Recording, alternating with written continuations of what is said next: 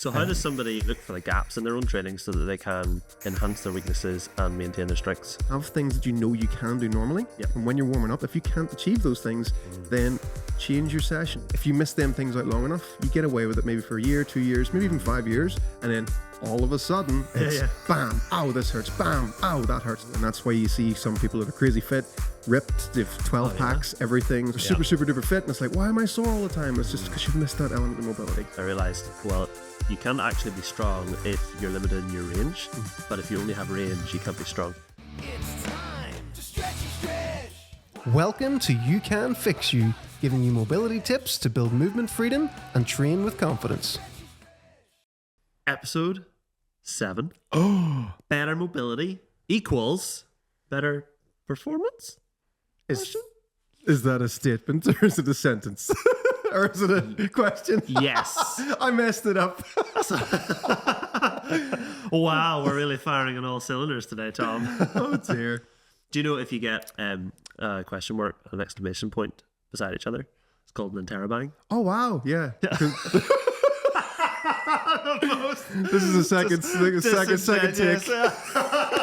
We'll just cut that bit out. I didn't know, but JP told me, but then the camera stopped working, so I had to restart. So yes, an interrobang. An interrobang. What a phrase. It's like one of my favorite words. It's very unusual. You just got banged. Interrobanged. So yes. So the 3 questions we're going to look at today. Why does better mobility mean better performance? If it does. How to look for gaps in your own training. And how to use mobility work to assess your body. Oh, yeah. So number 1, why does better mobility mean better performance? Well, it means better recovery, less soreness when you move, and you move more efficiently. But why, Tom? Because you're not grinding your joints to oblivion. Oh, yeah. It's one of those things, when you start something new, you don't realize what, again, like very verse, like episode 1, you don't know what you don't know. And it's not until you start running the little issues, you're like, oh, here, my hip doesn't move this way. Or when I'm doing this movement, my back's not straight. It's when you start realizing those things and you start to improve your mobility around those things, then you're able to move better. And then you get more bang for your buck with your strength work. So you're actually able to get stronger without actually hurting yourself. And one of the biggest things about having good mobility and making your recovery better is that you can actually cope with your training. That's a big thing. It's not just about pushing yourself. You need to be able to cope with it as well.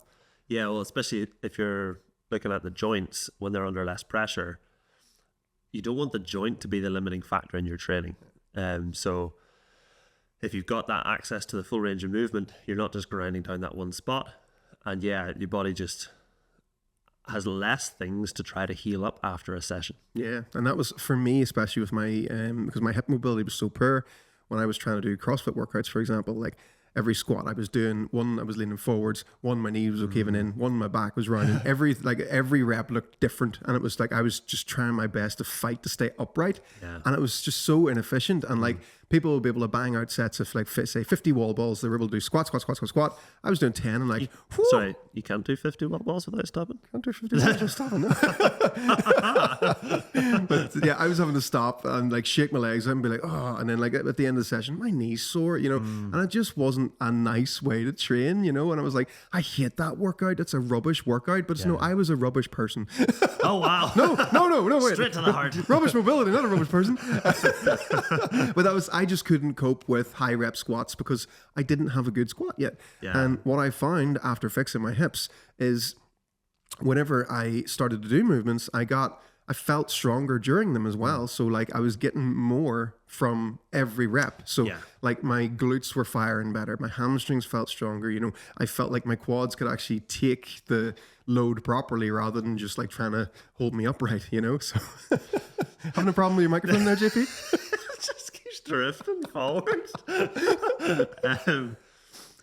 So like I always thought about this from the other point of view as well, where when you're looking to improve your performance, have you ever seen those videos of like the sprinters and they get somebody to tie like a band around their waist and then they go pelting it, but this person's pulling the back?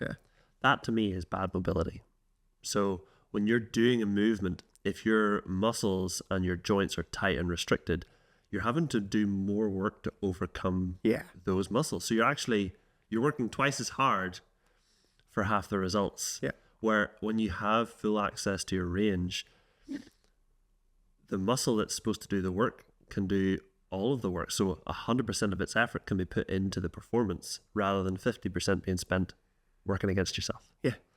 Um, Yeah, uphill battle. We don't want that. So No. And so it's just that thing about, treating your training as a whole. So it's not just, go as hard as you can and try and like smash every workout and everything. It's like, what can you do to support that? So improving your mobility, making sure, and as well, like a full part of mobility as well is like your stability as well. So it's not just some people can be too flexible too. So it's like really like figure out how to create tension also. So it's not just enough. So for people that can actually bounce up and down in and out of a squat, it's like, can you do that with good tension as well? So that you're actually going to be making your body strong rather than just, send your joints for a wee way. Well, that's what I spent the past sort of 6 years kind of working on is, like from rowing, I worked on my flexibility because that's like, you need good flexibility. That's the information I had at the time. And really, I wasn't improving the strength in correlation to it. It's only when I started looking at gymnastics strength training, I realized, well, you can't actually be strong if you're limited in your range. But if you only have range, you can't be strong. So it's building them both up at the same time. So then with the squats especially, I've had to work at not bottoming out, is trying to hold that tension. A lot of those disgusting isometric holds. And I even played around with like squeezing the muscle and then holding the squeeze as they go down. So like you see somebody do a bicep flex, it's like get the flex and then hold the flex as you come down. And that's been the only way I've really managed to connect with like hamstrings and stuff with certain movements, especially squats. But yeah, it's a tough road if you're going from bendy to strong. Yeah, as I'm sure it was going from being strong to being somewhat bendy. I know, because I never found it hard to create tension. The tension was already there for me. It was more like my joints literally wouldn't move that way. I was like, what do you do? Like, just do this. And I'm like, I physically can't do that. It's like, it's all well and good for you, but it doesn't move that way. So yeah, it was it's like just building it from a different angle. But yeah, tension was something that I never struggled to be able to create. So like, there's just pros and cons to everything. So it's all about building the tension if you're very, very flexible. But if you're inflexible, it's about, achieving the range. So then your natural attributes that you do find easier will then come into play, which is really, really good. It's motivating that way. So how does somebody, if they are looking at their training and they're trying to establish, am I one category or the other, or am I somewhere in the middle, how do they look for the gaps in their own training so that they can enhance their weaknesses and maintain their strengths? Well, all sports are made up. So what? We made them like up. Words. We went, these 5 or 10 movements or whatever, this is what this sport is, and this is what we do. So you have to think of yourself as a body first before you actually start to enjoy your sport. And you want to give your body the stuff that it likes to actually do. So you want to think about your joint mobility, your flexibility, and your stability, and all of that stuff as a whole. And that's what's going to allow you to then overload those other patterns in your sport. So the thing you actually enjoy doing. And that's why it's so worth doing, because again, if you miss them things out long enough, you get away with it maybe for a year, 2 years, maybe even 5 years. And then all of a sudden it's bam, ow, this hurts, bam, ow, that hurts, I need to take 6 weeks off, no, I have to sit out in that program, I can't finish this program. And you just get stuck in this cycle. Whereas if you had been working on all that stuff earlier on before, because people wait until they get injured and it's like, go to the physio and get the exercise I should have been doing for the past 5 years, so it's so important to treat your body first. I've never done that. I've never done that 100 times. I don't keep making that same mistake.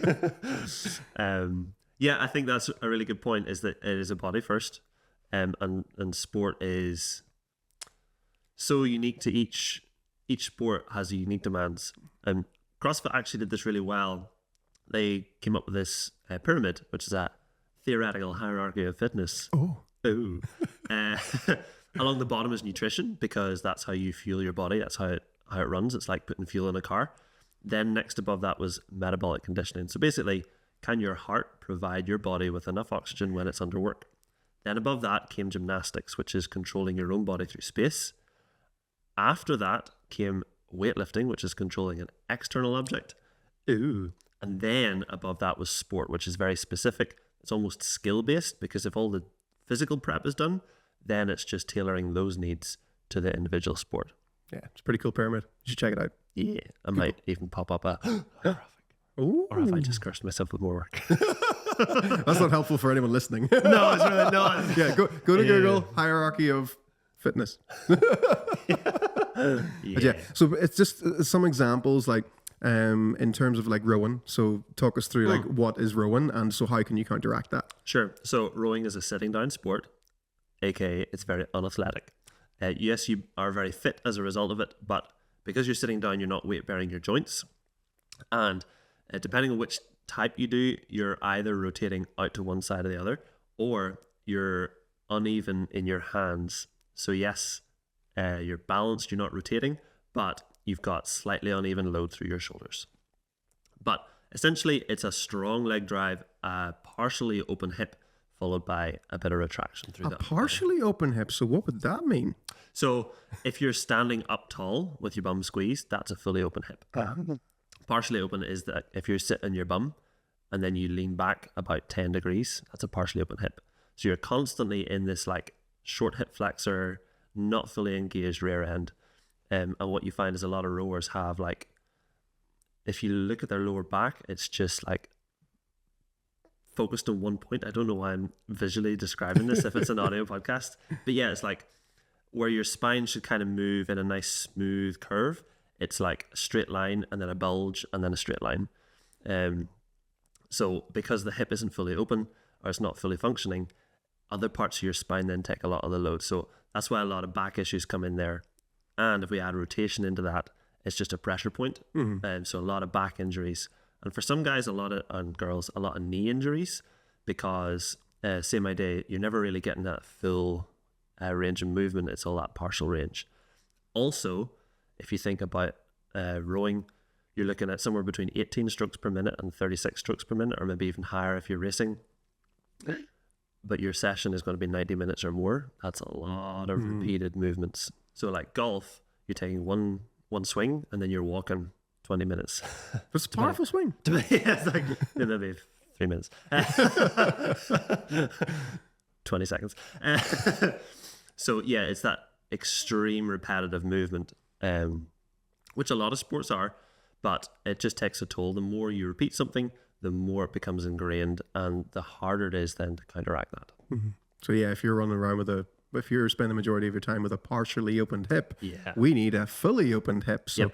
that's the kind of idea that you're looking at. So look at the positions you're in and offset that with your mobility work. So Yeah. something great for that. Hip flexor stretches, getting Yeah. into a good extended position and using your glutes in that fully extended position as well. So hitting that in your warm-ups, in your cool downs, really effective. And for the upper back, if you've always got that rotation to the one side, do a bit of rotation to the other side. You don't need to then do 10,000 reps to the other side, but sure. it's just so you have at least both some of the time, and that's how you're gonna like offset a lot of stuff. So The other two sports that are very similar are actually cycling and running, because both have partial ranges. So in cycling, you're always sitting over in that closed hip, and your legs never fully go straight. So you tend to find a lot of really tight hamstrings, a lot of really tight hips, and yeah, couch stretch and some really nice like single leg deadlifts and stuff like that can really go a long way to keep those muscles active through their full range. yeah, And runners as well, it's like the highest injury rate of any sport. Crazy. Was it like 80% or something runners get injured? I have no idea. It's That's worth a Google. it's a horrifying statistic. But yeah, it doesn't have to be that way. And just again, some simple exercises to counteract that impact. Yeah, and it is with running especially. It's so partial range. Yeah. Like none of your joints are getting fully to any point. Any extreme at all. And that's why you see some people that are crazy fit, ripped, they've 12 packs, everything, so fit, could run all day long. On each arm. On each arm.